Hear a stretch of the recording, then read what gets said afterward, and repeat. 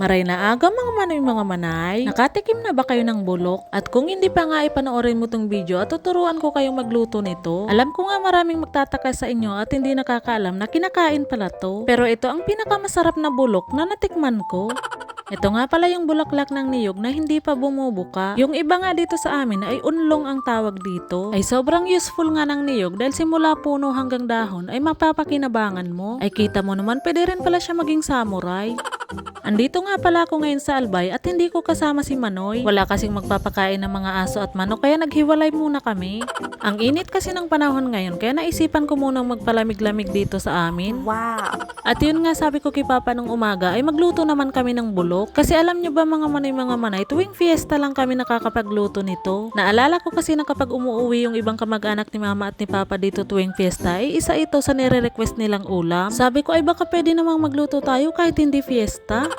At heto na nga pala yung mga nakuha ni Papa. Babalatan nga pala natin ito at papakuluan. Kailangan nga pala ang kukunin natin ay yung naka-close pa at hindi nakabuka. Abay baka abutin tayo ng isang araw sa pagpapakulo. At para malaman nga natin na bata pa yung bulaklak ay kailangan napuputol pa siya. At syempre tatanggalin na natin yung matitigas na.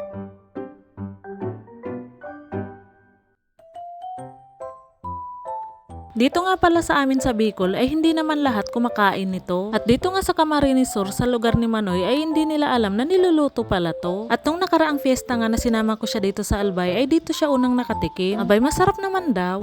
Abay nagtaka pa nga siya bakit yun ang unang naubo sa mga ulam. At habang nagpapakulo nga ay nagsimula na ako magbalat ng niyog. Syempre feeling main character tayo for today's video. Kailangan nga pala natin ng maraming gata dito kaya 3 niyog na yung binalatan ko. O diba bulaklak ng niyog tapos lalagyan pa natin ng gata ng niyog. Abay isang pamilya yung ulam natin ngayon.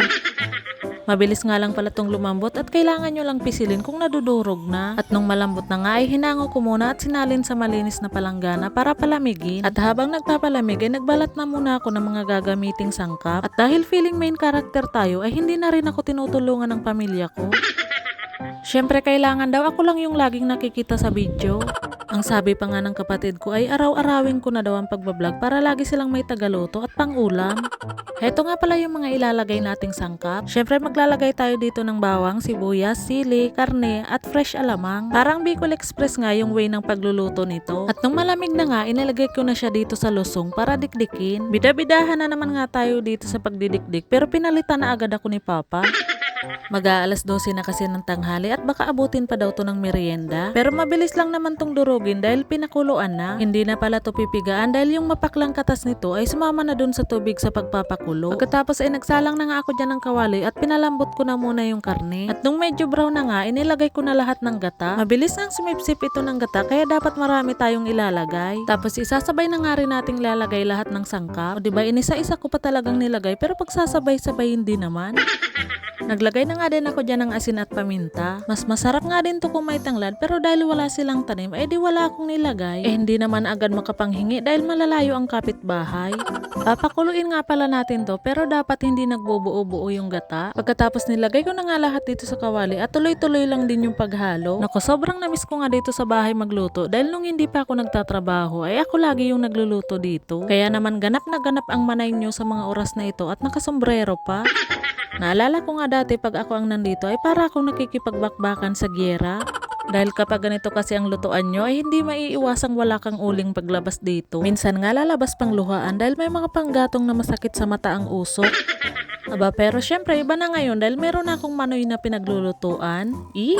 At ayun na nga mga manay, sinipsip na nga nito yung gata. Pero hahayaan lang natin yan hanggang sa magmantika. At ganito na nga yung magiging itsura niya para ka lang nagluto ng alamang. At hindi ko naman ma-explain sa inyo kung ano ang lasa nito dahil wala siyang kalasa. Pero para sa akin, napakasarap nito. Abay kita nyo naman at nagmamantika na tapos madaming sili. At kung gusto nyo nga matry to, abay sundan nyo na lang yung recipe ko. Pwede nyo ring dagdagan ng karne para mas maraming sahog. At syempre titikman na natin baka sabihin nyo hindi ko naman kinain.